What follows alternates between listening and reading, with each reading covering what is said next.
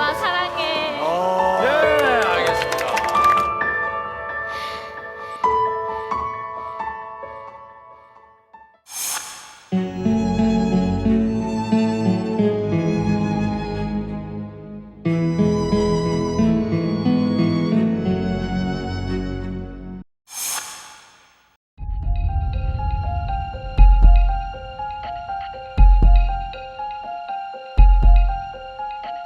무슨 그런 법이 있습니까, 그런데? 심정적으로 이게 받아들이기가 어렵네요.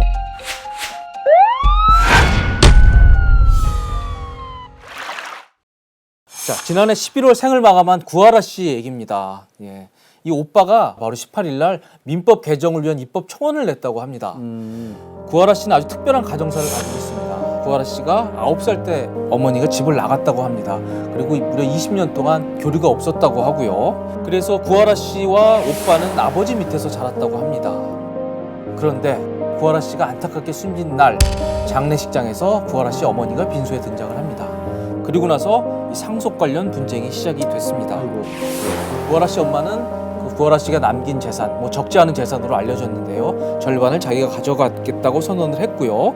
그래서 지금까지 분쟁이 이어지고 있습니다. 근데 도대체 법이 어떻게 돼 있길래 20년 동안 연락이 없던 엄마가 재산의 반을 가져갈 수 있는 거죠? 사람이 사망을 했을 때 네. 그 사람의 재산을 어떻게 할 것인지는 나라마다 좀 달라요. 네. 우리는 이제 법정 상속 제도라는 걸 두고 있어요. 네. 사람은 살아있는 동안에만 권리와 의무를 가진다라고 우리 법이 정해놨거든요. 네. 그러면 죽는 순간 자기 재산이었던 것에 대해서도 아무 권리가 없어진 겁니다. 그러니까 법적으로는 인자 없는 재산이 생기죠. 그럼 그걸 어떻게 할까? 우리 법은 순서를 정해서 그 순서에 따라서 그 사람들이 권리를 가지도록 되어 있어요. 네. 첫 번째가 직계 비속이라고 하는데 말이 어렵지만 이제 자녀 아니면 손자녀 그리고 결혼도 안 했고 자식도 없다 이럴 경우에는 존속 부모님. 부모님 할아버지 이런 식으로 위로 올라가는 거고요. 위도 없고 아래도 없다 그러면 옆으로 가야겠죠. 형제 자매 옆으로 형제 자매도 없다 그러면 사촌까지 가고 그래도 없으면 나라가 가져갑니다. 일단은 법적으로 이렇게 정해놓는데 구하라 씨 결혼도 안 했고 자녀가 당연히 없죠. 그래서 원래 부모님이 가져가게 돼 있는 거예요. 그러니까 전체 재산이 100이면 아버지 50, 어머니 50. 배우자는 무조건 영순이에요. 항상 배우자가 항상 우선입니다. 천순이가 가져가면 후순위는 아예 못 받게 되는 못 거니까. 받습니다. 그래서 오빠는 이제 상속 몫이 없고 엉뚱하게도 20년 전 집 나간 엄마가 이제 재산의 반을 갖게 되는 법적으로는 구조다. 그런 거죠. 그래서 이 구하라 씨 오빠가 굉장히 반발을 하고 있습니다. 이 돈은 동생의 목숨값이다. 자식 버린 엄마가 어떻게 이 돈을 가져갈 수 있냐고 반발을 하고 있고요. 민법 규정을 고쳐서라도 이런 일을 막아야겠다는 생각에서 입법 청원을 냈다고 합니다. 근데 정말 이렇게 자식 버리고 부모 역할 못하는 사람까지 이 상속 재산을 물려줘야 된다? 무슨 그런 법이 있습니까? 그런데 그런 법이 있어요. 네. 어떤 뭐 예외 규정도 없습니까? 그러면? 사실 예외 규정이 있긴 한데 이제 상속 자격을 아예 뺏는 경우들이 있어요. 그건 어떤 거냐면 우리 가끔 진짜 악독한 자식들이 영화나 드라마에서 부모님 재산 미리 받으려고 부모님 몰래 해치는 경우들 나오죠. 있죠. 그런 경우들 현실에 또 있어요, 사실은.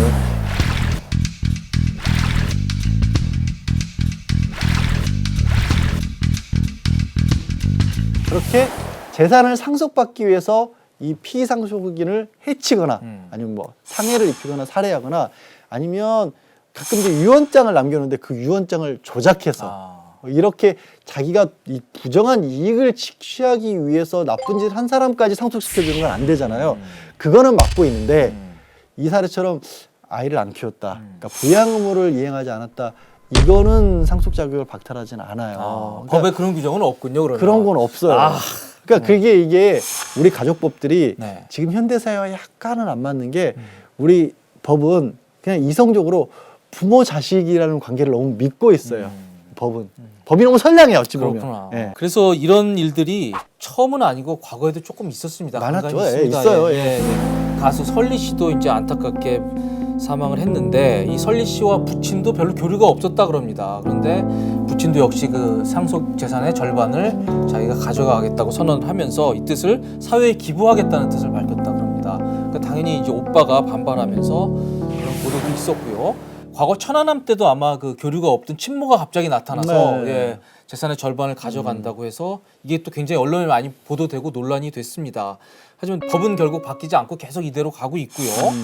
뭐 법 개정안도 몇 차례 발의가 된 적이 있다고 합니다. 하지만 이 몇몇 특별한 케이스 때문에 법을 고칠 수는 없다. 뭐 이런 이유로 진척은 되지 않았습니다. 자, 그런데 이 구하라 씨 오빠가 자기 친모를 상대로 이 상속재산 분할 청구 소송을 냈다는 언론 보도가 있던데 네. 아니 법이 그렇다면 뭐 내나 마나 아닙니까? 아예 상속권을 뺏을 수는 없는데 네. 그거 말고 뭔가 조금 더 좀 많이 가져오는 방법을 차선으로 그런 건 택할 수 있어요. 있습니까? 그러니까 예. 기여분 제도라고 해서 기여분 이게 뭐냐면 예를 따로 들어볼게요. 네. 아버님이 계신데 아버님이 돌아가셨어요. 그래서 형제간들이 이제 뭐 법정 상속권에서 상속을 받게 되는데 네. 따져보니까 큰아들은 아버지가 가게를 운영하시는데 아버지 가게를 같이 운영을 했어요. 사실은.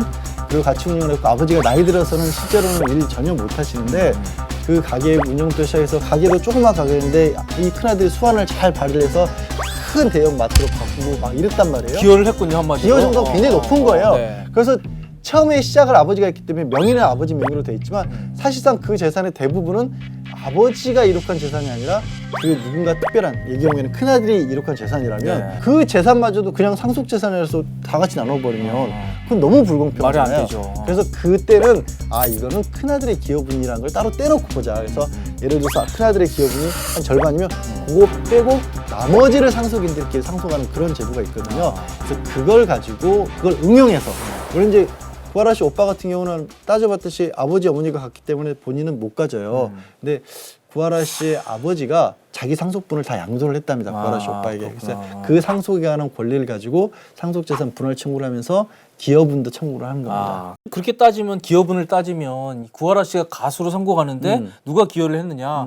뭐 아마 아버지일 겁니다. 아마 연예학원도 보내고 뭐 키우기도 하고 그래서 뭐 어머니하고 한 게 없다고 하니까요. 언론 보도에 따르면 뭐 20년 동안 연락도 끊겼고 양육비도 안 보낸 것 같아요. 그렇다고 하면 뭐 낳기만 하면 부모입니까? 뭐 기여분 따지면 다 기여분 따져가지고 다 저기 아버지하고 오빠한테 줘야죠, 당연히. 예, 대부분의 경우에는 뭐 자식들 다 부모님이 키워주셨으니까 네.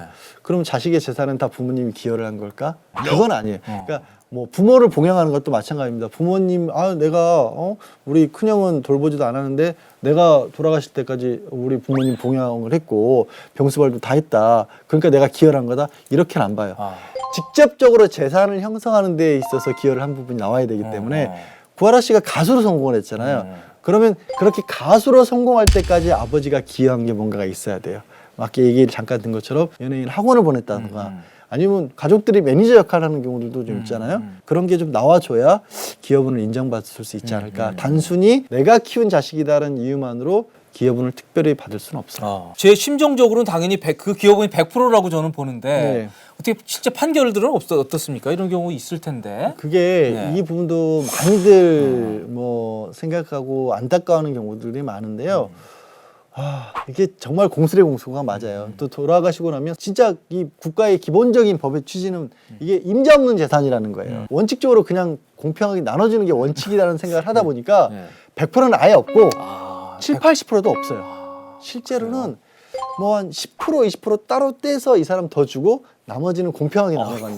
그러니까 실제로 따져봤을 때는 거의 뭐 60대 40 뭐 예, 이렇게 그런 정도가 훨씬 더 많아요. 야, 훨씬 더 많아요. 좀 심정적으로 받아들이기가 어렵네요. 결국 이게 해결이 되려 그러면 결국 입법으로 어떻게 법을 고치든지 해야 되는 건가요? 사실은 그러니까 맞아요. 결국 법을 고쳐야 되고 제가 그런 말씀 드렸잖아요. 우리는 부모 자식 그리고 부부 이런 경우도 아직은 너무 그 전통적인 가족관, 좋은 의미의 가족을 생각하고 있기 때문에 가능하면 가정 문제에 개입을 안 하려고 하는 특징이 있는데 세상이 너무 많이 바뀌다 보니까 이렇게 말씀드린 저도 야속하지만 부모 자식도 옛날같이 그런 부모 자식이 아닐 때도 있고 부부간은 또 얼마나 싸웁니까? 그러니까 실제로 국가가 조금 더 능동적인 역할을 해줘야 되는 경우가 많고 기여분도 그런 식으로 조금 더 바꿔야 하지 않을까. 그러니까 최근에는 아주 드물긴 하지만 이제 하급심이라고 하죠. 1심 법원 같은 경우는 판사님들이 좀 전향적으로 재판을 하기도 해요. 제가 언론을 통해서 본 사례 중에 가장 차이가 크게 났던 경우는 90% 이상을 기여분으로 인정한 경우도 보긴 봤어요. 근데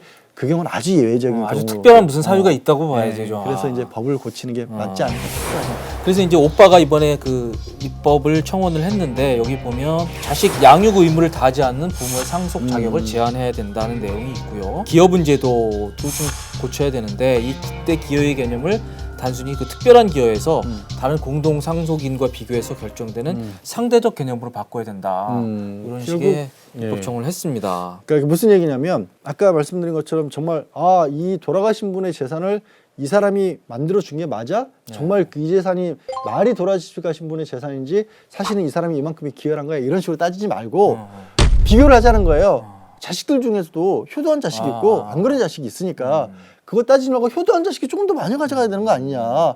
그래야 이 어르신도 살아계신 동안에 또 자식들이 더 잘할 사람 좀 치사하게 말씀드리는 것 같지만 현실이 그렇잖아요. 그런 식으로 좀 바꾸자라는 취지인 겁니다. 네. 일종의 뭐 상대평가 뭐 이런 거. 그렇죠. 예, 상대평가. 그렇게 쉽게 말씀할 수 있는 걸 제가 어렵게 얘기를 했네요. 예. 그렇군요. 아무튼 좀 이번 사건이라도 그 구체적인 사실관계를 좀 따져서 어떤 기업은이라도 좀 적극적으로 인정해서 어떤 이 구하라 씨 가족들의 좀 아픈 마음을 좀 달래주는 게 어떨까 하는 제 개인적인 바람을 해봤습니다. 네. 예. 오늘 속고 살지 마에서는 이 부모의 의무를 다하지 않은 채 뒤늦게 나타나서 상속 재산의 절반을 요구하는 이런 사례에 대해서 살펴봤습니다. 이 현실과 맞지 않는 법은 조속히 개정돼야 된다고 생각합니다. 오늘 여기서 마치겠습니다.